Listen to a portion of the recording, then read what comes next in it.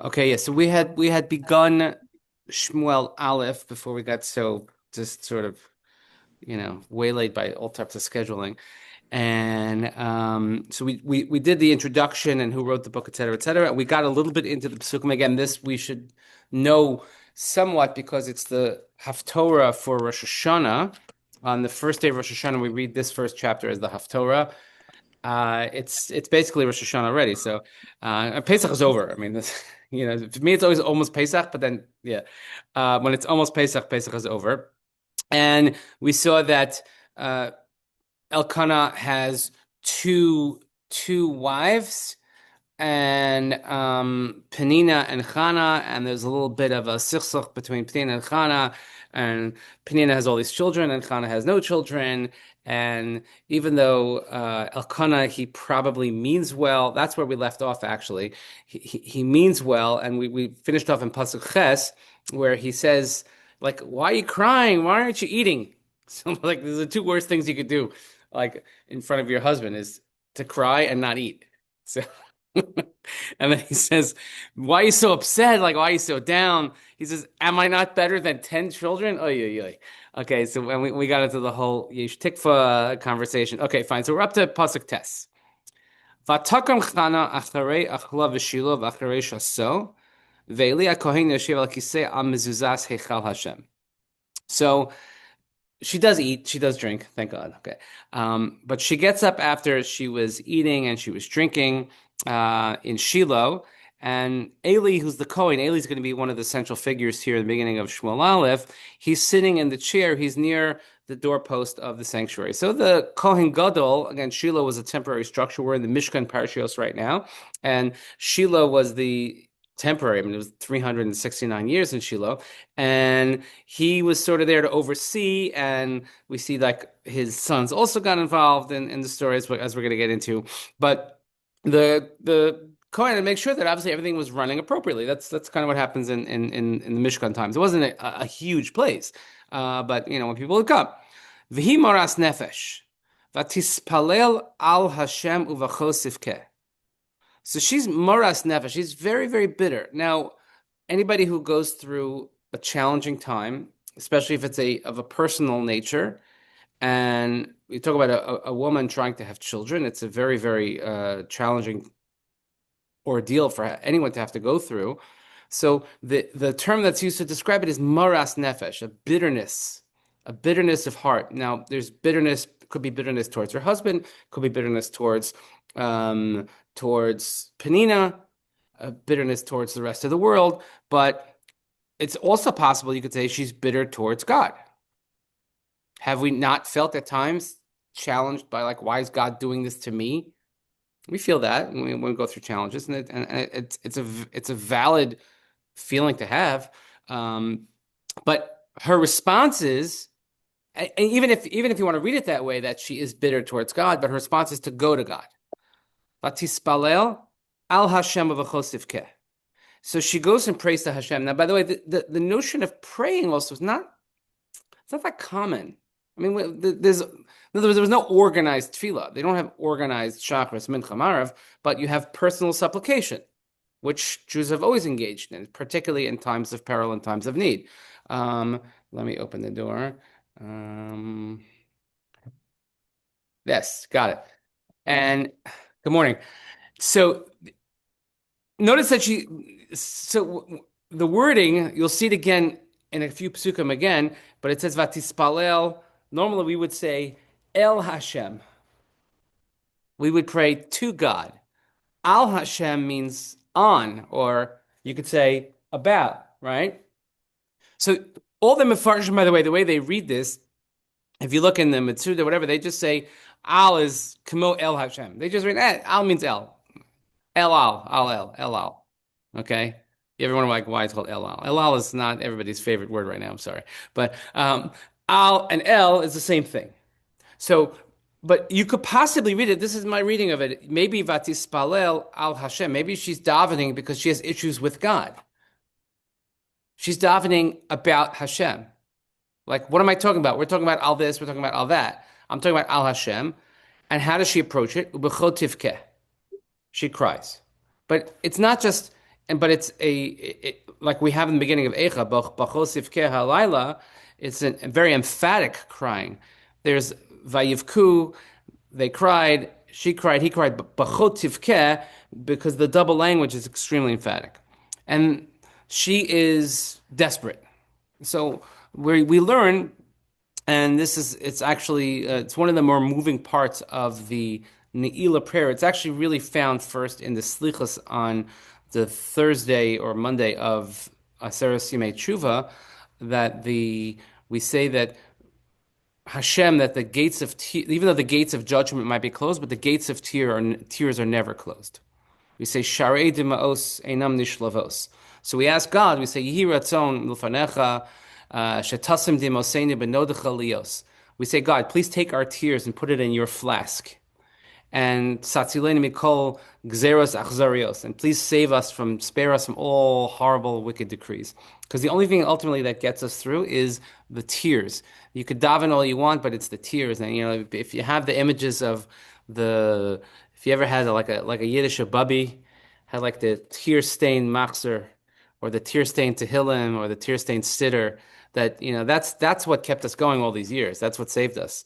Yeah, I know we had all kinds of miracles and learning this and that, but it's the tears of your bubby, of your mother that's crying, and you know only a mother knows what that's like. So she's crying. That's not all she does.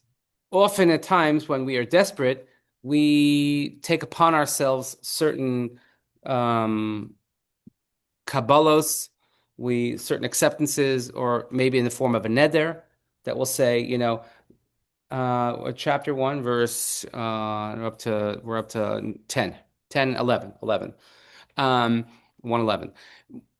Often when, okay, God, if you just give me this X money, I promise I'll go to shul every day, or I promise I'll give money to tzedakah. So that's a form of a neder, a form of a vow. So vatidor neder vatomar. So she makes a vow also. Hashem tzivakos. She's actually the first person to use this language of Hashem tzivakos. We use it all the time. The master of legions, that meaning like if you could do this for everybody else, surely you could do this like one little thing for me. That's a very, very powerful term. The Gemara says that she's the first one to actually use this. We say in Tehillim all the time. We use it in davening all the time. Hashem tzva. It's actually Hashem's name. Right, but we say tzvakot. But it's tzvaot. Imra osi rebe ani amasecha uzicharta lo sishkachas amasecha unesata vinna satola amasecha zera anashim unesativ laHashem kol yemei chayev hamora layala al rosho. Hashem, please, if you make if you take note of my suffering, look, I've been a nobody, I'm nothing, I'm just a simple, a servant of yours. And if you remember me, if you don't forget me, and if you give me male offspring, may he be a masculine child. You know, if you think of Luca Brazzi at the wedding for Don Corleone. Unesativ Lashem, and what happens? If you give me a male child, I will give him to Hashem. I will dedicate this child to God all the days of his life, and a razor shall not come upon his head. Now, we already are quite familiar with this because having just finished the book of Shoftim, and we saw the story of Shimshon, we know all about this. The difference is that Shimshon she was told before he was even born, oh, by the way, this kid's going to be a Nazir. She didn't have to make, I need to get pregnant, and I need to get this, and I'm going to make a vow. That was already dictated beforehand. But she now makes the condition. She offers him as a Nazir, and she says, what does Nazir mean? Not just that he's not going to have a haircut and he's not going to drink wine. It means that he will be dedicated to the service of Hashem. Okay? So, v'haya kihir besel hispalel lifnei Hashem ve'eli shomer es piha. So she's davening and she's davening and she's davening, and Eli observed her mouth. What does it mean that he observed her mouth? So the pasuk continues, al liba. Here's that al again, and all the Mefarshim here say al means el, but she's speaking on her heart, or maybe she's bearing her heart. She's like leaving it all out there. Raks faseha naos v'kolo lo yishamea v'yachsheve eli l'shikora. Normally, when people would daven, is that they would daven out loud. They would really, really like let it out. But what's happening is that she's speaking to her heart on her heart, from her heart. Only her lips moved, but she didn't say anything out loud. So Eli thought, I mean, I don't know. He thinks shikora, that she was drunk. Now, that's a very unusual jump to make. But it could be that, because the way people used to daven is they would ask for things out loud or they would say it out loud. Um, there are different ways of davening, right? There's no question about it that when you go to different types of shuls, different types of places, people daven very different ways. Um, Vast differences between Ashkenazi and Sephardi tradition. Okay. My father, Zichrono Livracha, loved davening in a Sephardic shul. We used to actually walk to the Young Israel of Scarsdale that they had a Sephardic minyan because they said every word out loud. And he loved that he could say every single word out loud. Okay, if I had to say every word out loud, I wouldn't go to shul. I'm sorry, that's terrible for me to say, but I'm such a litvak. I can't, and then people are like that, like hooting and hollering and wailing, and there's like different types of shuckling, and there's like the still shakers, and then there's like like all these types of things. But apparently, then people used to make a ruckus. They used to say a lot, and because she's saying it silently, like that's like only a crazy person was like that. What are you drunk? You must be drunk. Now, the Vilna Gaon has a brilliant insight into this. And he says, "Here, can I borrow your pen and paper for a second? I'm gonna just take the back of the page. Here, let's just. My notes. Can I? I don't want to mess up all your notes. All right, here I'm gonna mess up. Here you go. Here, This is the thing she. about the Urim Tumim. Yes, yes. So the it says here she korah because what Eli did is he went to the Urim Vitumim, the Gra says, and the Urim Vitumim, which is of course the precursor of the Ouija board, and it would spell out these letters, okay? But he read it wrong. Now, the Urim Vitumim did not put the letters in order, just lit up the letters. But how But could he he saw have read it wrong? In all seriousness, that what? how could he have read it wrong? I know it's supposed to spell the kshera, but how would he No, have not only Kashera. So this is what if you read the letters, it could be like this.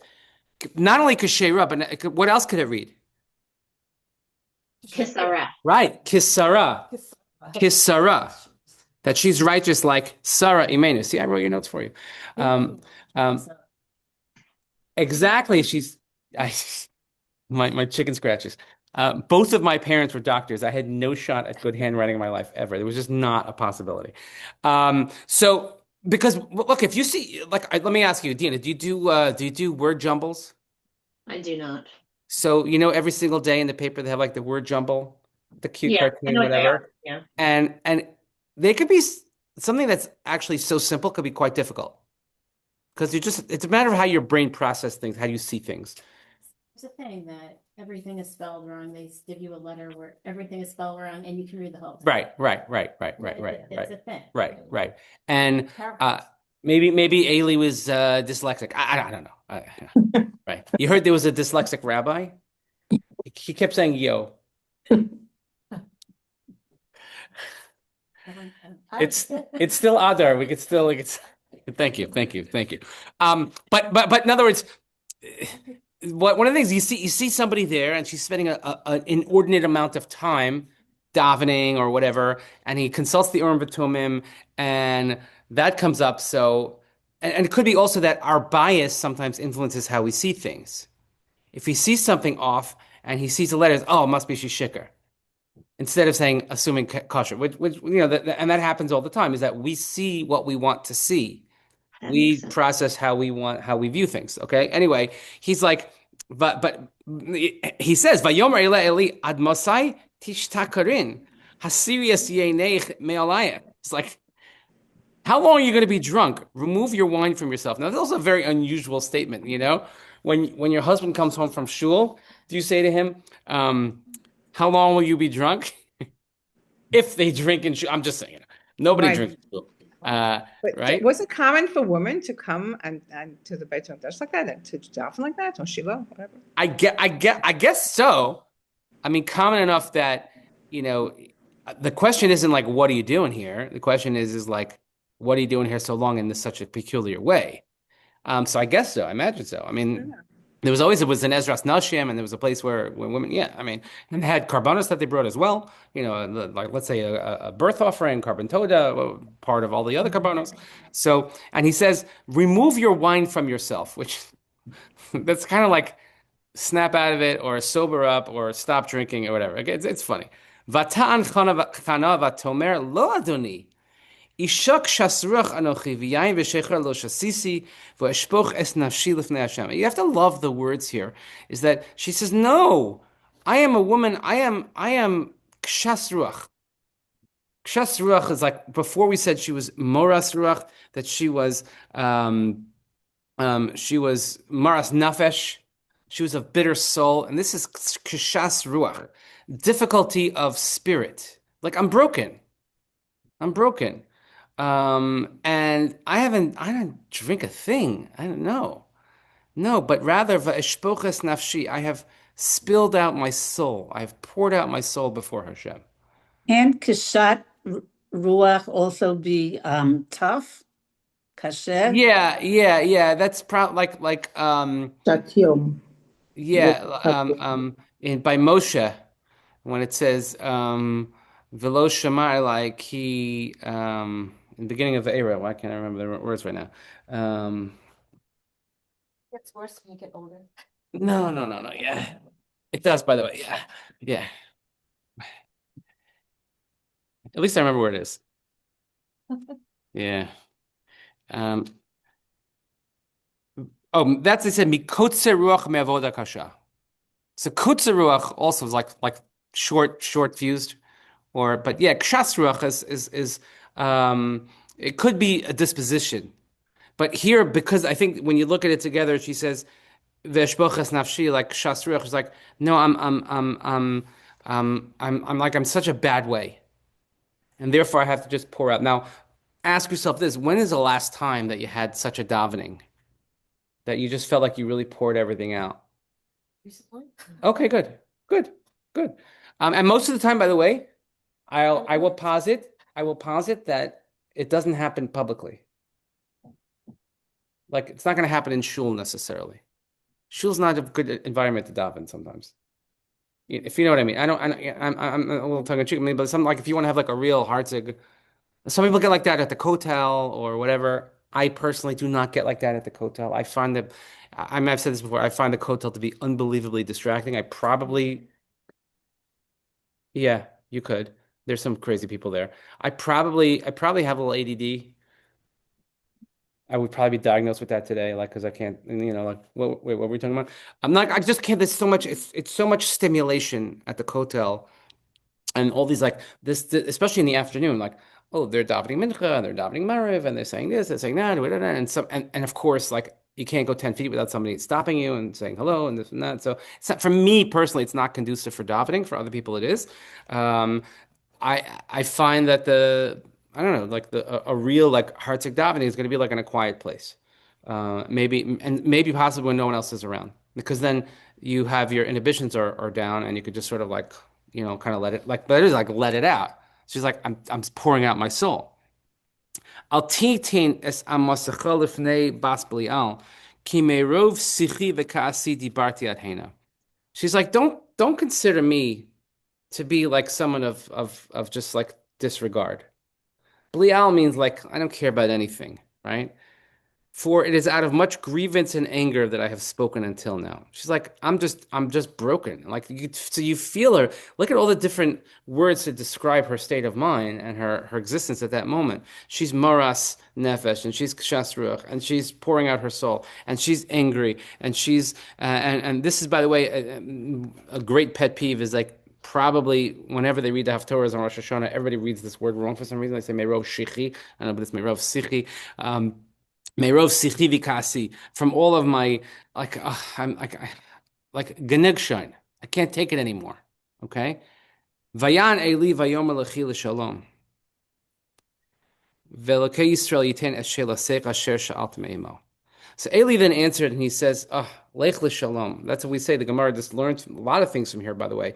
The Gemara, many of the laws of Shemona Esrei that we have, of when you daven Shemona Esrei, okay, you're supposed to say it quietly. You're supposed to say it with your head bowed a little bit. You're supposed to say it loud enough. You move your lips that loud enough that you can hear it, but no one else can hear it.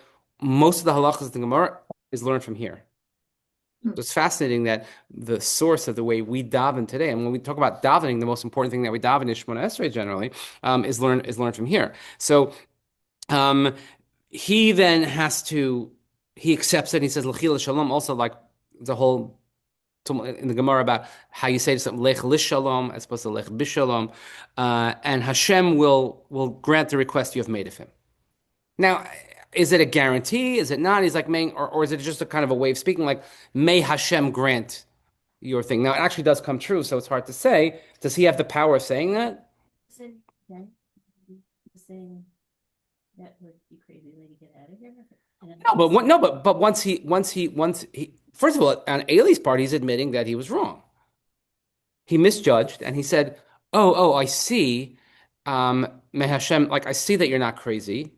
Because when somebody really pours out their heart and you see it, and Dvarim hayotzim el halev, nichnasim el halev, we learn a very important halacha here as well.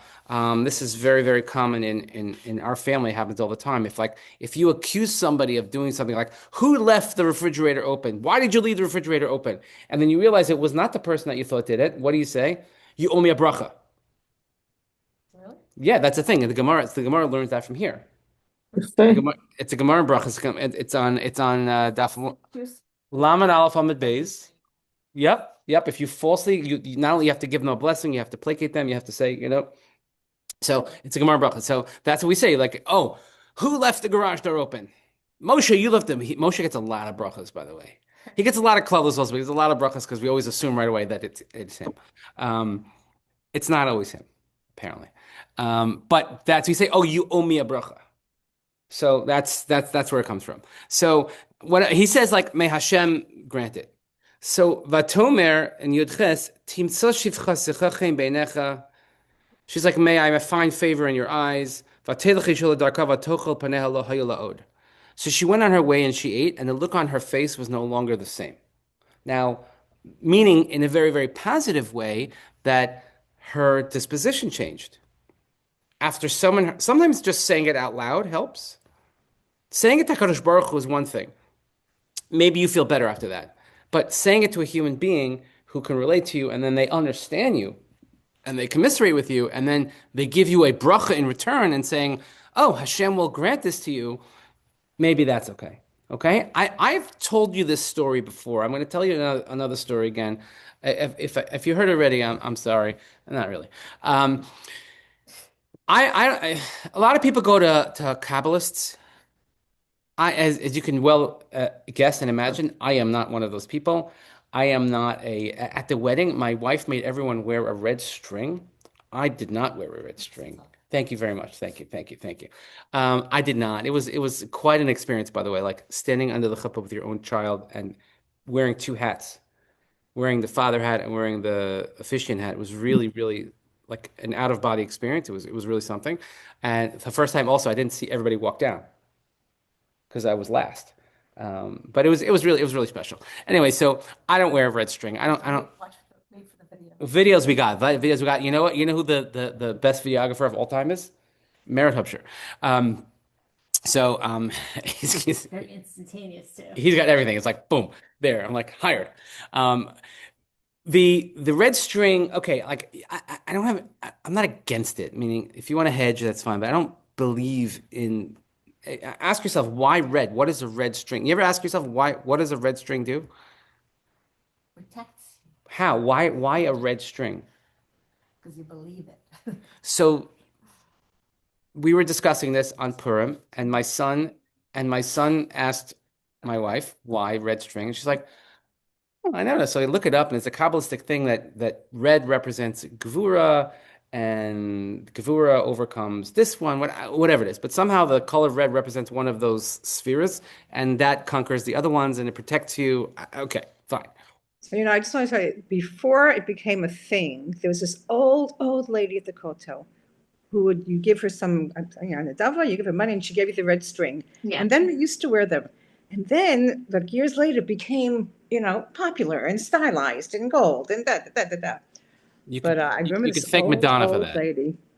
Yeah, I remember her. You could Do thank you? Madonna. Yeah, Madonna. did it in the 80s. I remember. Yeah, yeah. And then they changed it all. Yeah, we long for the old hotel.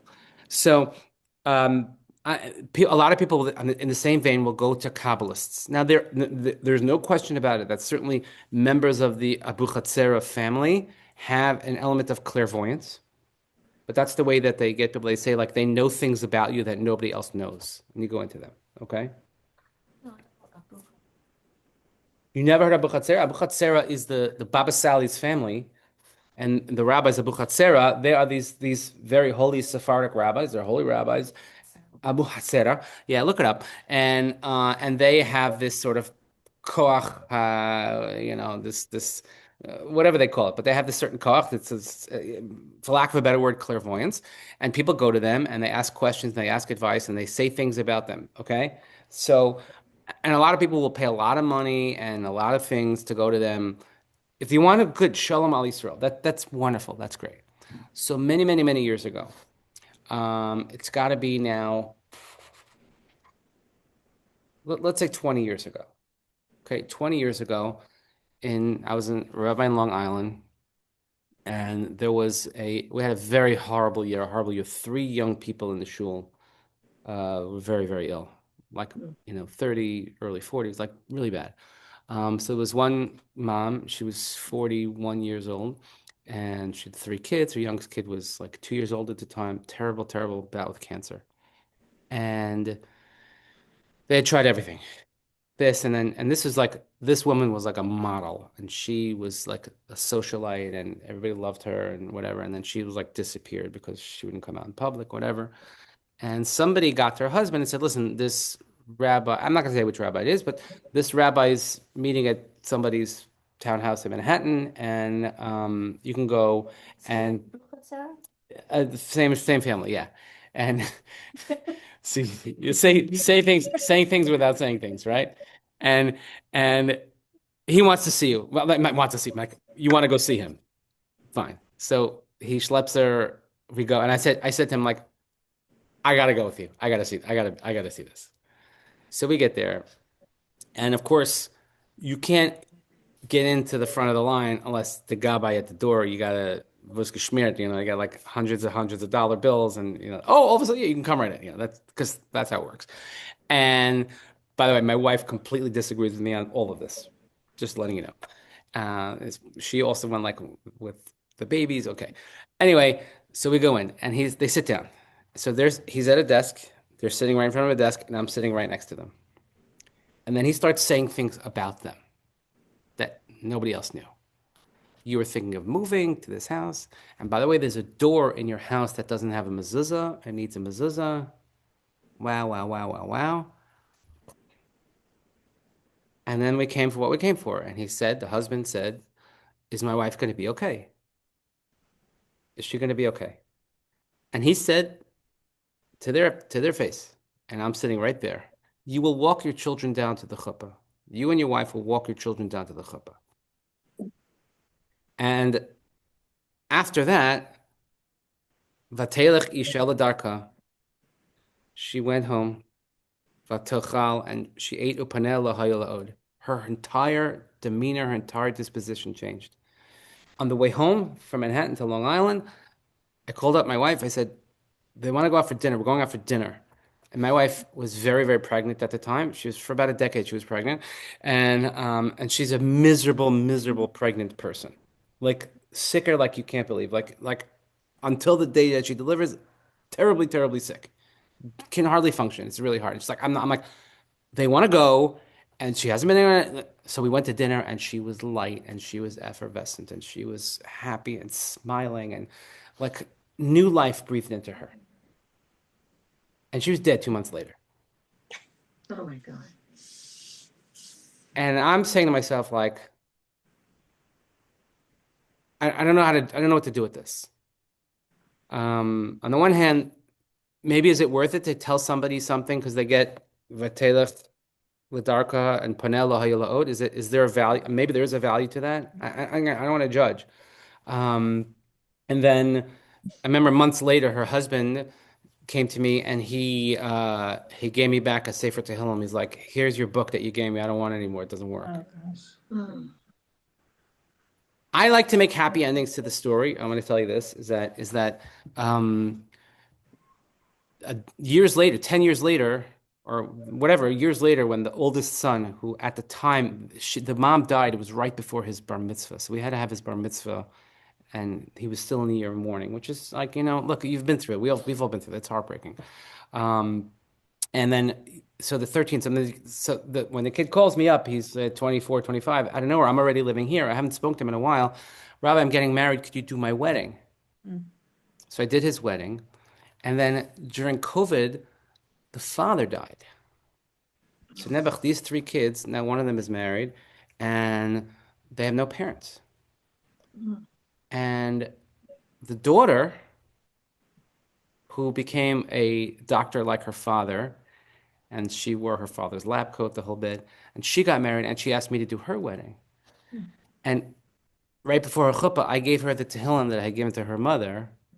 And I said, I explained to her what it was. I want you to have it. And it was beautiful. So it's heartbreaking to be at a wedding of a young girl who has no parents. It's absolutely heartbreaking.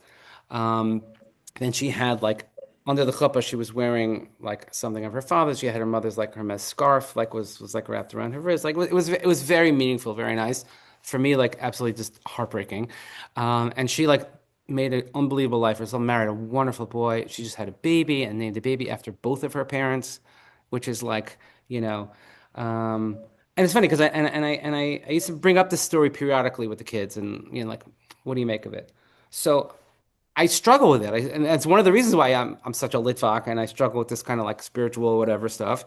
But maybe there's a value. So does he know right away, Eli, that she's going to have? Maybe he does because he's a Kohen Gadol. He has some sort of nevuah. I don't know, but in general, like, are we allowed to give people false hope, even if it's only temporary?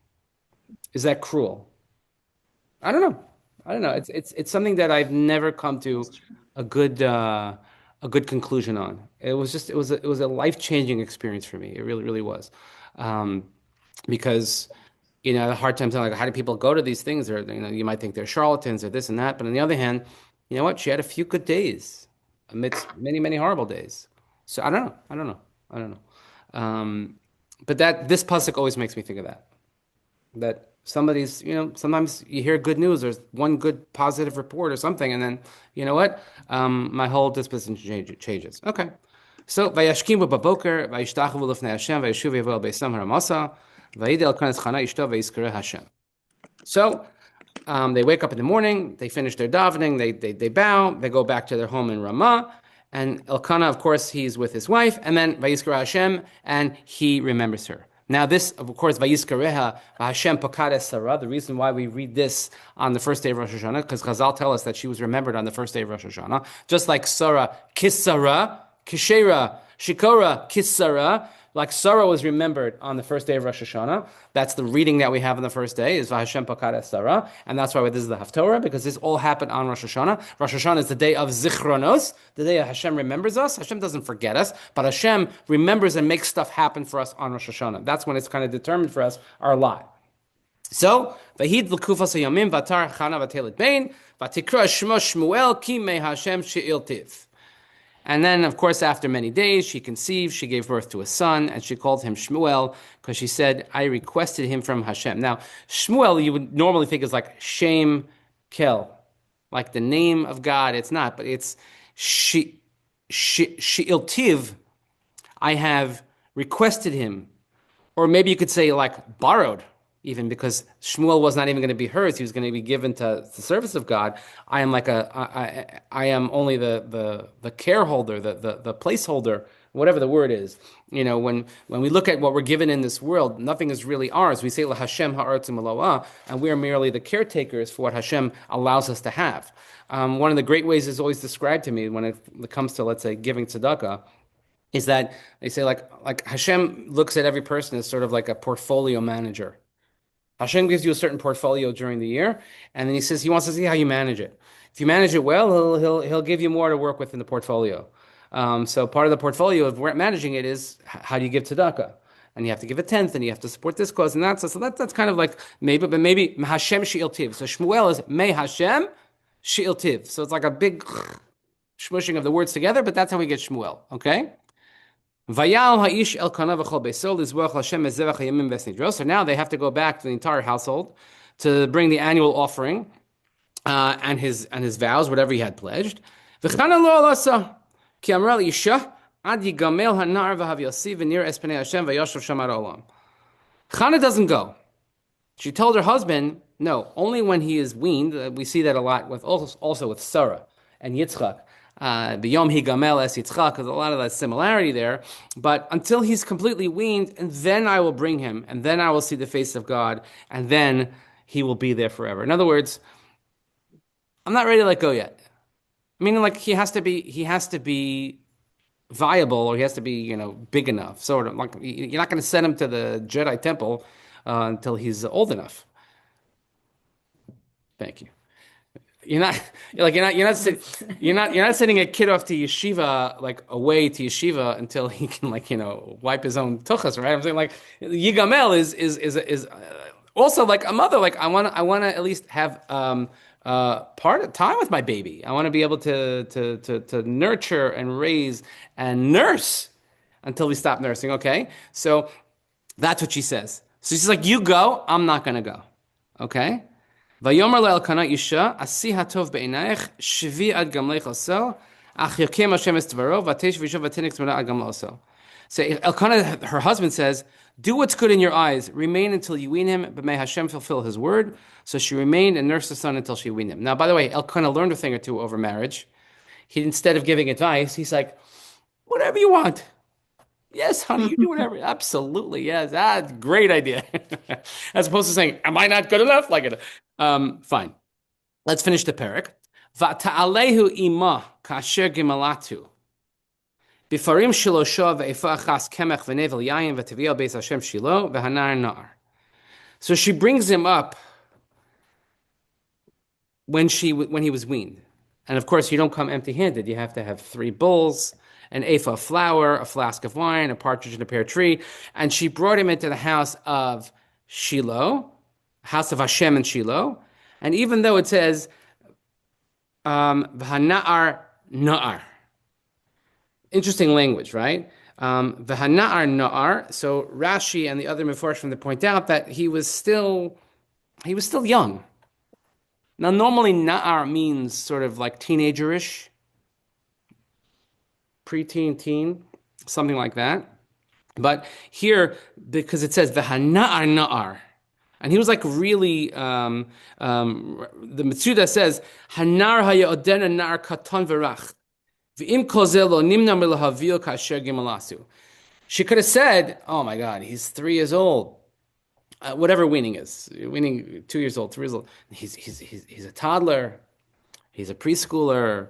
His critical development age, his language development stages, blah, blah, blah, blah, blah. He was still nar. He's really, really young. But nevertheless, she kept her word. She said, and when he finished weaning him, that's when I'm going to send him. And that's exactly what she did. Okay? Vatomer. Bi Adoni, chei nafshecha Adoni. Ani ha'isha nitzeves imechem bazel lispalel al Hashem. So, I'm sorry, I skipped a pause. Vayishchatu es hapar v'yavu es hanar el Eli. Then they slaughtered the bull and they bring the child to Eli because, you don't bring a child without slaughtering a bull first. That's all part of the offerings, the whole thing. Like, instead of my child, instead of me, I bring an animal, okay? And she says, please, my Lord, by your life, I'm the woman who is standing by you, praying to Hashem. You remember me? See? I told you. But she's obviously in a very, very respectful way. And she says, El hanar hazeh hispalalti. Vayiten Hashem li es she'elasi asher sha'alti meimo. This is the child that I prayed for. The al. The what? In the other cases, when she was using the lashon of al instead of el, right. Here it's like she's using el instead of al. Right. Which probably is why the most Mefarshim say that it's interchangeable. But it's I think it's something worth thinking about.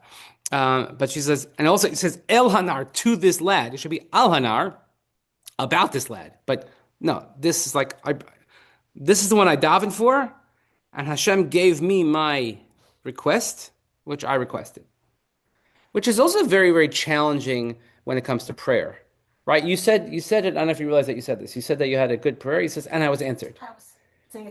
Right, but but we also think that like, when we don't get what we want, that Hashem doesn't answer our prayers. But in fact, I have this conversation with my son just a few days ago, and he's like, "Oh, I didn't get what I want." I'm like, if you ask me, can I have Reese's Pieces for dinner, and I say no, did I answer your question yes or no? He's like, yeah. And he said, because no is also an answer. So sometimes when you don't get what you want, that's also an answer. The answer is not the one you wanted, but it's an answer. So, but he's like, but she's like, now I asked for something. Hashem gave me specifically what I asked for, and she's giving thanks for it. I imagine that if she didn't get what she wanted, she would still continue davening. She wouldn't say Hashem didn't answer me. She would say maybe Hashem didn't grant my request. There's a difference between saying I didn't get my request versus I didn't get an answer. So often our jump is to, when we don't get what we want, it's Hashem didn't answer my prayers. No, maybe Hashem didn't give you the answer that you wanted. Also, we think of tefillah as transactional. Like only when I want something and I ask it and I get it back, or I don't get it back. But it's not. Tefillah is also, well, first of all, we don't see this word also, hit palalti. Hit palalti means hit palel. We know the word means to pray. All right, what is the shorish of that word? פ' למד למד. Is what? פלול, פ' למד למד. Which means what? התפעל. Probably like to converse, like to have a conversation or something. But as Mora Mimi will tell us, that in the binyanim, which we hated doing in school, but in the worst, It's reflexiבי. it's hitpa'el. It's back to עניין yourself. רפלקסיבי, כן? Kal, everything. Kal, PL, Hua, Pupa, Huffle. The Huffle one. Who cared about Huffle? Who did Huffle? Nobody did. Who knows Huffle? Hifil, I understand. Huffle? What's a Huffle? Anyway, it's like when you get dressed in the morning, right? You say, Ani mitlabish. נכון. Right? I get an A? I want to get an A. Thank you. A plus. לא סתם. Aleph plus. Because you dress yourself. Right? But when we say Hashem dresses, we say Hashem is malbish aramim, Hashem in the causative. So you would think hit palel, the last thing you would think is like, you're davening to yourself. But maybe in actuality, the notion of tefillah is that it's a conversation that you're maybe being honest with yourself, or you're being open with yourself, or you're being real with yourself. And Hashem is just sort of also there listening. And it doesn't mean asking only for yourself. That's not what it means. It means it's a conversation, but it's introspective. That's why much of tefillah has to be with like being with yourself, which is why you have this, from Chana we learn this notion of a silent Shemona Esrei, a silent tefillah. So the Gam Anochi Hi Shiltu LaHashem Kol Yamim Asher Hayahu Sha'ol LaHashem Vayishtachu Shem LaHashem. He says, therefore, and it's a good play on the words, I have asked this from Hashem, and Hashem gave me what I asked for. Therefore, I am giving what I had asked for to Hashem. But She'iltiu also learns of like lending. I am lending. I am giving, and a shoel is like more of a permanent loan. I am giving him to God all the days that he has. As long as he's here, he is Shaul, not King Shaul. He is Shaul. He's Shmuel, and of course, think about that. And therefore, and she bows to Hashem. So there's something to be said about davening. There's something to be said about acknowledging when your tefillah is answered in the way which you wanted. And there's something to be said for keeping your word, which she does so with alacrity. She doesn't wait till the kid is bar mitzvah. She doesn't wait till he's finished medical school. She waits till, as soon as she said, until he's weaned, that he can sort of like have someone else, that he doesn't need his mommy, that he can take care of him. And that's what happens. Now, her tefillah was, and we talk about great women figures in Jewish history, her tefillah, her pouring out of her soul, which stemmed from her bitterness, from her hurt, from her angst, from her pain, changes the course of Jewish history. Because she gives us the prophet Samuel. And of course, as we're going to see his life and how important he is to the development of the Jewish people in the land of Israel and the monarchies, et cetera, et cetera, et cetera. One of the greatest prophets, who's, as we saw in the introduction, he's on the level of Moshe and Aaron. Moshe v'Aaron mekanav v'Shmuel b'karei Shmo. Kareim al Shem b'hu yaneim. That's what we say every Friday night in davening. So this is extremely, and when you look at it in this light also, and then think about on Rosh Hashanah, when we do this in the tefillah that we have in Rosh Hashanah, we should hopefully have like a tefillah of Chana. Hopefully that your tefillah could be the one that will affect and change the course of your Jewish history, or if not, global Jewish history. Really, really important. So we're going to circle back a little bit more on this Perek on next week, and then we'll move on. But it's she By then the gives way, Rabbi, it's beautiful meanings of the three verbs here. It's all the same shoresh, shein aleph lamed, but one is שאלה, which is a noun, נתן לי את שאלתי. שאלתי, איך אומרים, זה לא להלוות, זה לקחת ולהחזיר. I got it from God, now I have to give him back. right. And גם אנוכי השאלתי, and now I give him to God. אני משאילה אותו מבניין. It's beautiful. And there's a third meaning, is that it also means sheol. Oh, Sheol, like means ovda, like complete despair. So she is spared from complete despair. She's removed from the depths. Sheol is the depths of. We see it by Yosef and Yaakov. Yaakov says, "Biyagon sheola," that Yosef is gone from him, and I'm going to go into the depths of the abyss of despair. But she is removed from Sheol. Ken. She's removed from that despair, and she's given new meaning and new disposition, everything. But he will and she be, gives it back. But he will be the possession, שאול, כמו שבור, כלוא, Yeah. לאדוני. It's beautiful. And she believes that she will see him later. Yeah, this is some good stuff, and therefore, מאוד and the Torah actually continues one more pasuk, and with the beginning of the next chapter. But just because we're here, so she davens and she says, "Alatz libi bla Hashem, Rama karni b'Hashem, rachav pi alayvai ki samachti b'shuasecha." My heart exalts in Hashem. My pride has been raised through Hashem. My mouth is open wide against my antagonist, for I rejoice in your salvation. When things work out, we have nice things to say. It's harder to have nice things to say when it doesn't work out. But look, we should right now. What we need most is davening, of course, for especially what's going on here. People should be able to get to where they have to go, and people should be able to get back from where they have gone. And we should have a nice, peaceful Yontif coming up, and Simchas, and all these good things. So, Amen. yeah, okay. So remember, next week is our St. Patrick's Day Shiur. So wear green. I don't know. I wear it already. See, there you go. That's good. And we're going to talk about the details of the word yarok. Bavia, yarok, yarak, and Pashas Balotcha. So, okay. Can I ask you a question, actually? Sure. The concept of taking a 3-year-old, and I understand the concept of this reason type of idea of, as soon as I don't no longer nursing him, giving him to Hashem. But like he's that's like giving your baby over and saying, "Hey, Mishkan, do you have nannies?" Like who's like practically speaking, I understand that age today and age then are very different. Rivka 3, whatever you believe that or not, but just conceptually speaking, the Hana'ar Na'ar, right? We know he's very young. Who's taking care of him? I don't know. The Shiloh nannies. I don't know. Right? I mean, I'm just from a practical perspective, I'm just curious. I don't know. Because she was coming from a place of desperation, so she wasn't exactly thinking logically. Understood. And at the same time, so she has to keep her word. I guess no one would fault her if she waited till he was 5 Right. or I guess 15. I'm just practically speaking, like he's now like it's like like leaving Right. for like permanent camp, but he's like Right. Like, did she go visit him? Like, was there visiting day? Like, what happened? Hopefully there was no visiting day. I told you, when I get elected to office, the first thing I'm getting rid of is visiting day. Better without. Another question: did any of the Mefarshim ever make any connection with Shaul? Not that I know of, but maybe it's a little foreshadowing. Mm-hmm. Yeah, that'd be good. It's good. When you write your parish, it'll be that's it. Okay. Dun dun dun. So, okay. Have a great day, everyone. Thank you. Great to be back. Thanks. Bye.